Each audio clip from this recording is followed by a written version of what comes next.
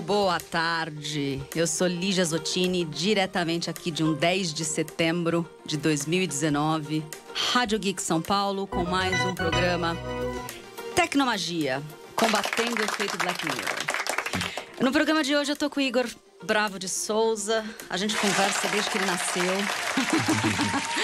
mas eu vi ele se tornar cada vez mais quem ele foi. Ele é um expert em geotecnologias e alguém que tem um profundo respeito e cuidado pelo conhecimento. Ele foi uma das minhas fontes e toda vez que eu quero ter uma boa discussão, ele é uma fonte respeitável desses momentos. Igor, seja muito bem-vindo. Obrigado. A gente vai estar hoje, nesse programa, trazendo um recorte bem polêmico, até porque é polêmico porque eu não sei se todo mundo entende tudo isso, que é, na era da pós-verdade, conheça-te a ti mesmo, senão o algoritmo vai. E aí, desse lugarzinho, Igor, conta pra mim, primeiro quem você é, para as pessoas entenderem qual é a sua relação com dados, tecnologia, ciência, e a sua relação com verdades e pós-verdades. Sim. Bom, a minha formação veio da área ambiental, né? Então, essa parte das ciências ambientais, das geociências, as ciências da terra, eu gosto desde criança, então sempre foi um assunto que eu procurei me educar, né? E ler muito sobre. Já era uma preferência pessoal, fiz isso na minha formação acadêmica e acabei trabalhando com tecnologia e análise de dados, usando esse arcabouço de conhecimento que as ciências ambientais dão, né? Então,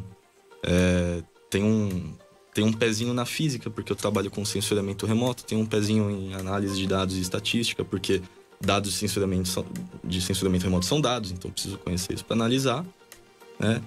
E para eu conseguir fazer isso num dia a dia de trabalho, para prestar uma consultoria, implantar um sistema, eu preciso beber direto na fonte da ciência. Perfeito. Porque é onde todo o conhecimento sobre essas áreas está, né?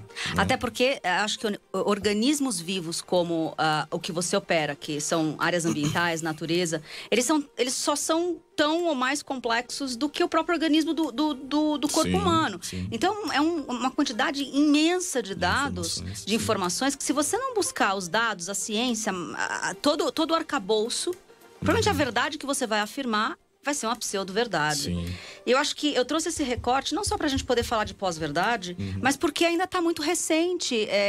Enfim, o caso que aconteceu em São Paulo, segunda-feira, que escureceu, e a Amazônia. Então, vamos permear o tema de verdade e pós-verdade e tentar usar esse universo como para ajudar as pessoas a entender o que é isso. Então, eu vou trazer aqui a explicação do que está oficialmente na internet, do que é pós-verdade. Porque eu acho que talvez a gente escuta muito como palavra bingo, mas a gente talvez não leia a definição. Eles dizem assim, pós-verdade é um neologismo.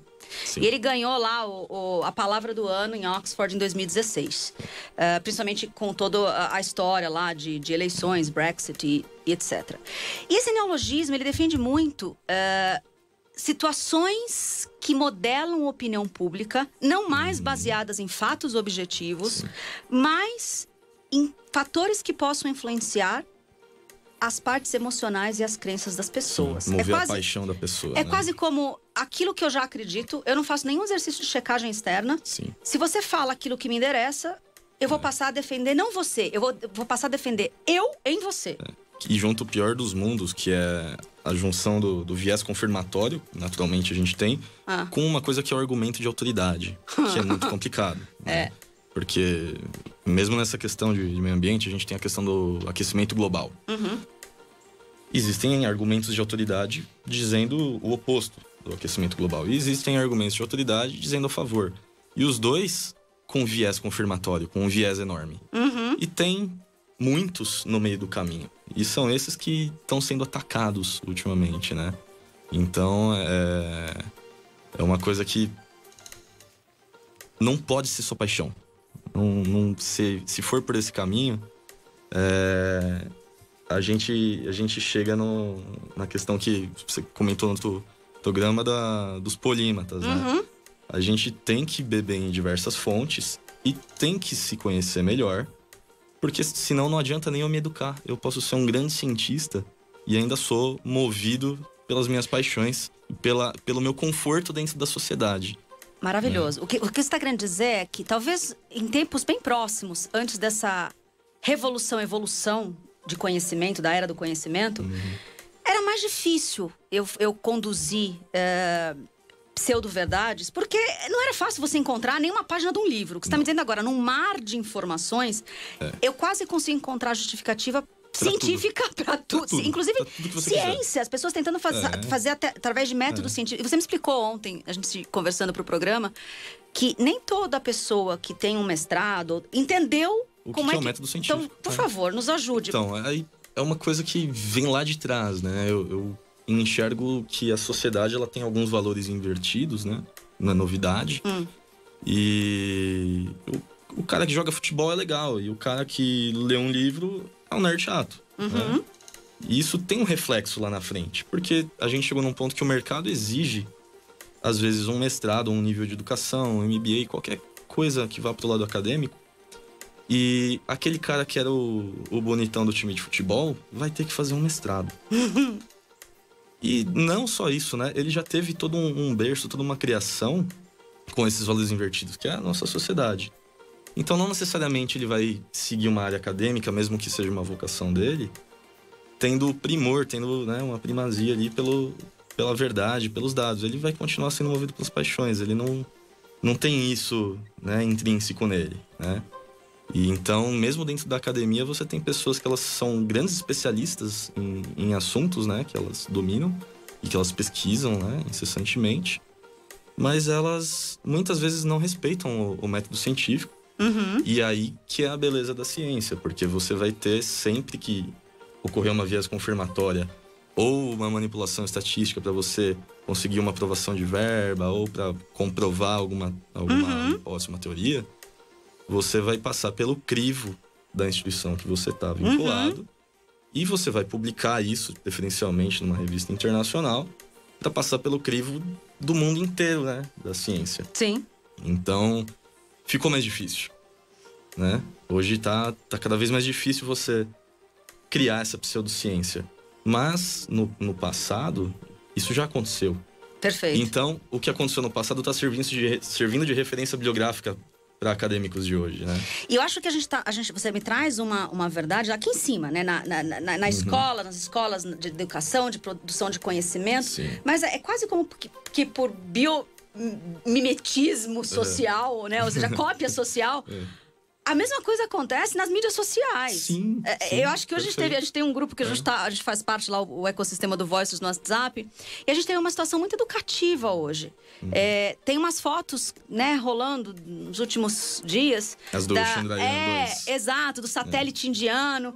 Eu mesmo, quando a gente não tem tempo de fazer as coisas, por muito tempo eu já passei por esse problema, que é tudo que eu gostava eu mandava, nem que seja pro grupo da família, né? Só que esse é o problema. A gente tem que começar a ter responsabilidade de leitura e compartilhamento de conteúdos. Porque eu bati o olho, eu achei linda, as fotos são lindas, eu vou usar em vários PowerPoints. O que a gente não pode dizer, até não ter certeza, e muitas vezes a certeza basta você googar fotos do satélite indiano, é verdadeira ou falsa? Já ia aparecer lá que não era, entendeu? Mas eu acho que isso é um fenômeno. Segue fazendo isso. Segue compartilhando e sem às vezes checar o Google. Sem checar.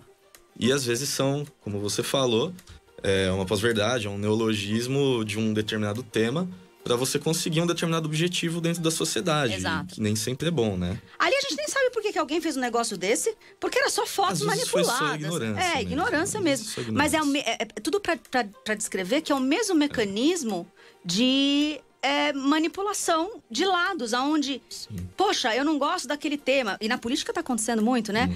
Eu recebo algo que justifica o meu ideologismo, a minha ideologia política, eu não vou fazer nem o checking. Aí a gente vê os absurdos que acontecem em épocas de eleição, rolando pelos WhatsApps da vida, entendeu? E o tal do algoritmo vai te mostrar só um pouquinho mais disso, né? Nunca vai te tirar desse só um pouquinho mais disso. Eu acho que quem não assistiu ainda o Privacidade Hackeada... Muito bom. Precisa assistir, porque ele assim, vai devagarzinho ali, você assiste tudo, mas tem uma informação muito legal, porque conta a história da Cambridge Analytics, que é a empresa que fez todo o levantamento... Colocou o dedinho dela na democracia. Na democracia. E o que mais me chamou a atenção no documentário é que eles falam que eles targeteavam os indecisos. O programa passado, a Ana terminou dizendo conheça-te a ti mesmo. Eu falo muito da conheça-te a ti mesmo. E o nome desse programa é Senão o Algoritmo Vai. Sim. E é exatamente desse lugar que Por que os indecisos? Porque os indecisos, naquele momento, não sabiam por onde votar, tá? Geralmente, quando você é indeciso em algo, você não conhece o suficiente. Nem a ti, nem a nada. Só que não era qualquer indeciso, Igor, que eles falam lá. Eles tinham 5 mil pontos de toque desses dados e eram os indecisos inflamados. E a previsão é de que virem 70 mil pontos, né? Não sabia ainda. Então, os indecisos inflamados, apaixonados por algo, se expressam na internet assim. Até aquele post que você apagou, eles sabem porque você apagou. E aí o que acontecia? Eles pegavam porque eles falavam que esses eram os mais persuasíveis, para não dizer manipuláveis. E foi assim que eles descompensaram a democracia em boa parte do planeta. E diz a lenda por aqui também, entendeu?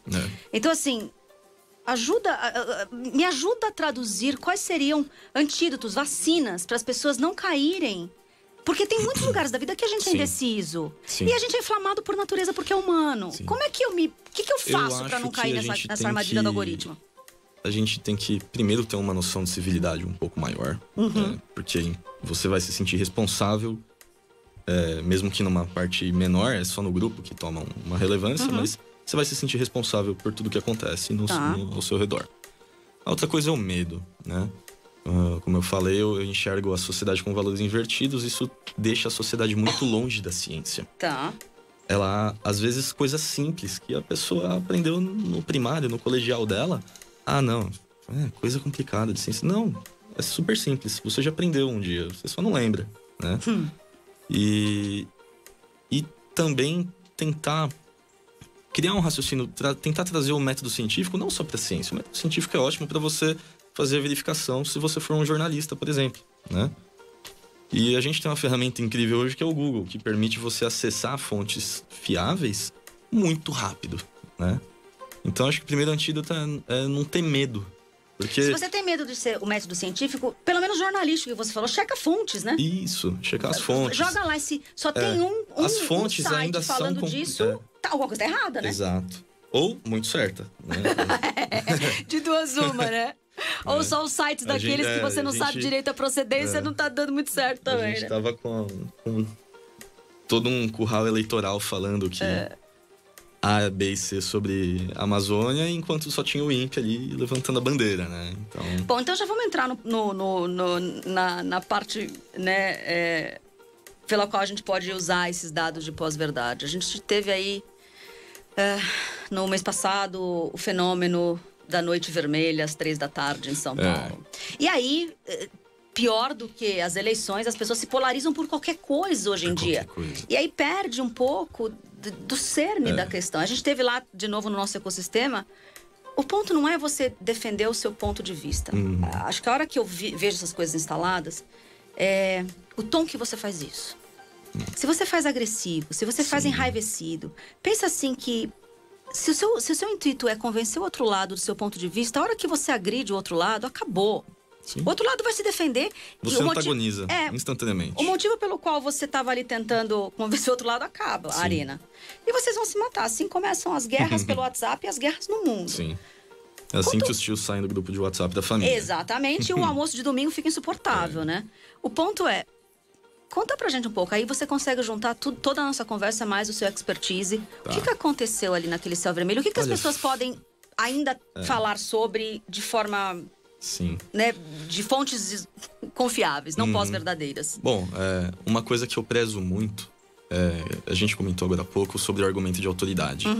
Se eu me fiar só por isso, vou fazer uma verificação, uma checagem de uma notícia, né? Mas é a Embrapa, né, que divulgou esse dado. A Embrapa está livre de viés? Não. O INPE está livre de viés? Não. Então eu realmente tenho que...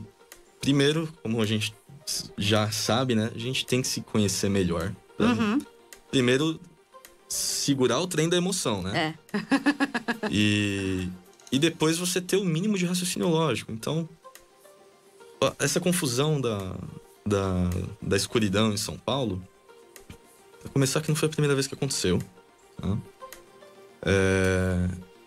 Não é um fenômeno tão raro para quem é de São Bernardo do Campo. A Londres brasileira. E sim, estavam acontecendo queimadas na Amazônia. Não é o recorde de queimadas, tá muito complicado, foi um foco muito intenso num período muito curto, mas na estatística não tá tão feio ainda, né? Olhando anualmente. Tá. Agora, de onde surgiu a confusão?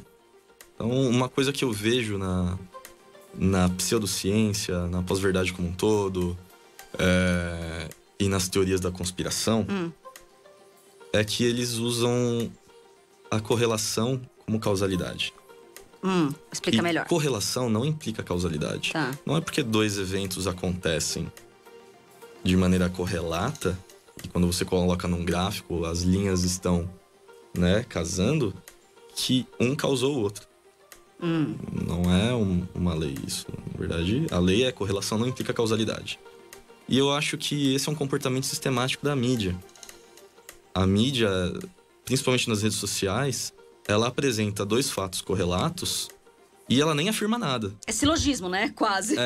Ela nem afirma nada. Eu acho que deve ser até proposital, porque foi uma empresa de meteorologia privada, né? Que pegou um gráfico da Agência Espacial Europeia. Um gráfico não, na verdade, uma modelagem de dispersão de aerossóis. Então, foi detectado por dados de satélites os focos de queimada e a pluma de aerossóis, que é a fumaça, né? Que foi as fotos que a galera recebeu pelo WhatsApp, que tinha um corredor de fumaça no Brasil? Isso, tá. Isso. Mas isso não é suficiente para você dizer se é fumaça ou se é nuvem, se são os rios voadores da Amazônia, né? E aí você tem frequências de radiação eletromagnética específicas que os satélites detectam e veem a quantidade de aerossol que tem. Detectei. Aí eu posso colocar isso numa modelagem estatística e espacial e ver por onde essa pluma vai ser carregada pelos ventos. Tá. Essa modelagem foi feita e ela tem lá uma assertividade de 95%. Então, realmente, os aerossóis, eles tinham chegado em São Paulo. Eles passaram pelo centro-oeste, pelo sudeste, e eles chegaram em São Paulo. E São Paulo estava escura e tinha uma frente fria em São Paulo. Tá. Isso não significa que a escuridão que aconteceu foi por causa da queimada, entendeu? E ainda teve um terceiro argumento, que não foi por causa da queimada, foi por causa da junção da queimada com a frente fria. Tá, mas como você prova essa causa? Só a correlação, só os dois estarem existindo no mesmo momento, no mesmo lugar, não prova isso, né? Então, de novo, correlação não implica causalidade, né? Eu entendo o propósito da mídia de atacar o governo. Eu entendo o exército de ambientalistas que vão lá e corroboram uma pseudociência, uma falácia, né? Uma pós-verdade. Só que se a gente for para alcançar um objetivo bom, né, do ambientalista, utilizar da mesma artimanha, da mesma falácia, a gente vai antagonizar. Além de antagonizar, qual a diferença entre nós e eles, então, né? E aí, a gente perde o foco no que é importante. Por que diabos a floresta está queimando, entendeu? Ficou o tempo todo tentando... Tudo pra dizer assim, um defende acho que todo mundo defende a floresta. Ninguém quer que a floresta queime. Embora tenha um grupo interessado ali, talvez, em alguns negócios que seja contraprodutivo. Tem gente que acha que pode virar um shopping center. Não pode. Então, assim, o foco principal é, independente de ser ou não, né? O ponto é, por que ela tá queimando? Então. E se todo o movimento de alastreamento, de leis, etc e tal, tem alguma coisa a ver diretamente com essa queimada? Então, o governo fala que foram as próprias ONGs que... Ai, meu Deus do céu. Aí tem de tudo, né? É difícil. A pós-verdade fica difícil de encontrar a verdade, porque tem muita pós-verdade, entendeu? Muita. E, assim, como eu tava comentando, tem acadêmicos que eles promovem essas pseudociências, essas falácias, movido pelas paixões. Tá. E uma das coisas que a própria academia utilizava contra a pós-verdade, né, seja na mídia ou seja na academia, era, isso é simplesmente argumento de autoridade. É como se... Um exemplo que eu li na internet um tempo atrás se Freud falasse que fumar faz bem, não é porque ele é uma grande autoridade que fumar faz bem, né? E nem é a especialidade dele. Então, a academia se valia disso. Tá. Isso é argumento de autoridade, né? E aí, agora, os promotores dessa pós-verdade, tudo que a gente está vivendo na mídia brasileira, principalmente, e entre alguns acadêmicos brasileiros, eles estão usando a mesma coisa. Só que não cabe mais. Porque mas fica difícil para quem não tem um conhecimento técnico específico do assunto sendo tratado. Eu, Lígia, com todo o meu acesso a redes de pessoas como você, que tem uma expertise, eu ainda não sei dizer o que aconteceu com a floresta. Se é uma queimada natural que vai queimar porque a época do ano é seca e já queimou e vai queimar e tá tudo certo, ou não, tá errado. E o que tem que ser feito? Então. No que a gente tem que realmente... Qual é a batalha correta, entendeu? Tem resposta a isso? Tem uma resposta. Então vamos, porque essa é a sua última resposta. Então, eu sempre falo o seguinte: tecnologia para conhecer, a gente tem. Tecnologia para resolver todos os nossos problemas. Não os de dentro, né? Mas uma queimada na Amazônia, por exemplo. A gente tem tecnologia e dinheiro no mundo para resolver tudo isso. Aí... Na mídia hoje e nos grupos de WhatsApp, você escuta muito as pessoas dizendo o que falta é vontade política. Mas não é só uma vontade política. Se você estivesse no lugar do político, você ia ter essa vontade de resolver esse problema. Entendeu? Então, eu acho que é uma questão de valor mesmo, valor cívico, né? Tá. É muito fácil a gente falar, falta vontade política. Falta mesmo. A política poderia ajudar muito tentando empurrar isso goela abaixo da população. Ia ter uma parcela bem pequena que detém muito poder, que ia ficar revoltada, mas isso já aconteceu outras vezes, né? Com outras questões, a passos de tartaruga, mas a gente tem muitas batalhas na sociedade que hoje o mundo é um pouquinho melhor do que ele era 100, 50 ou 10 anos atrás, né? Então eu acho que a questão ambiental é só mais uma dessas, né? A gente tem que deixar de lado o discurso e realmente mudar de atitude, né? Seja no dia a dia, seja na hora de votar, seja na hora de ler uma notícia e fazer uma mínima verificação, né? Pra você saber se você compartilha ou não e nunca parar de se educar. Né? Mas esse tema da floresta queimar, a gente precisa estudar mais? Ou já dá para correlacionar que é temporal, faz parte da estação? Não. Ou tem algo nesse momento acontecendo que a gente tem que se preocupar? Sim, acontece todos os anos. Durante a estiagem... O real inimigo, se a gente tiver um inimigo nesse caso específico. Tem muitos inimigos. Tem incêndios naturais no Cerrado? Tem. Na Amazônia? Duvidável. É muito tropical. É muito tropical, chove todo dia. É bem complicado você falar que lá tem incêndios 100% naturais. Um fenômeno que ocorre é onde esses incêndios acontecem, mesmo quando não são criminosos. Porque mesmo sendo tropical, lá é muito quente, né? Afinal, são os trópicos, perto do Equador. As áreas desmatadas, elas sofrem um efeito de savanização. Tá. E uma savana é muito quente e tem incêndio natural. Então, pode acontecer um incêndio natural na savana e alastrar para a floresta? Pode. Mas é isso que acontece? Isso é uma questão de fiscalização que, infelizmente, ela já não era suficiente. Ela poderia ser melhor tanto no âmbito de tecnologia de censuramento remoto, que foi uma das críticas do ministro ao INPE, infundada, mas foi. E também tem a fiscalização in situ, que foi 100% aparelhada pelo governo. Tá. Então, já não era suficiente. Agora não existe. Ok. Né? Então, talvez por pressões internacionais, que também não são mocinhos, mas vão fazer uma pressão por interesses escusos. E talvez essa pressão resulte, né, com medo de perder um acordo de Mercosul, o governo tome alguma atitude, mesmo que temporária. Entendi. Então, se a gente tiver que continuar monitorando, é monitorar não a política das paixões, mas as políticas ministeriais, o que está acontecendo em cada um, e essa é a responsabilidade que a gente tem, de não comprar pós-verdades, mas buscar as verdades, continuar fazendo as perguntas difíceis. Inclusive, fiscalizar o nosso próprio governo, né? Eu sou taxado de chato às vezes, porque eu fico mandando em grupo de WhatsApp projetos de lei que estão tramitando na Câmara e a gente pode votar a favor ou não e pode pelo menos ficar ciente, né? De que está acontecendo. Do que está acontecendo e tentar organizar, né, a sociedade civil para protestar contra. E pouca gente faz isso, né? E a maioria das pessoas reclama. Porque dá um certo trabalho, né? Mas você pega projetos de lei lá que, meu Deus, o cara, ele usou propositalmente uma pseudociência, né, que veio de dentro de uma academia, né, de uma instituição, totalmente enviesada para poder embasar a lei que ele quer, que vai beneficiar quem está pagando ele, né? Então, a gente tem ferramentas de transparência no governo que pouquíssimas pessoas usam. Então, poxa, ele já te deu a arma, atira, né? Não, perfeito. A gente sai de um mundo de meias verdades para um mundo de verdades inteiras, que não necessariamente são baseadas nas fontes corretas. E é isso que está o pós-verdade. Bom, Igor, foi um prazer conversar com você aqui hoje. A gente esteve com Igor Bravo de Souza, falamos sobre conceitos de pós-verdade, falamos sobre toda a parte de a nossa responsabilidade, sobre leitura, compartilhamento de conteúdos, para que a gente cheque, né, fontes, numa simples passada de informação por WhatsApp ou em grandes defesas que a gente faz, o exercício precisa ser checado. E se tivesse que dizer alguma coisa para fechar? Que difícil, alguma coisa para...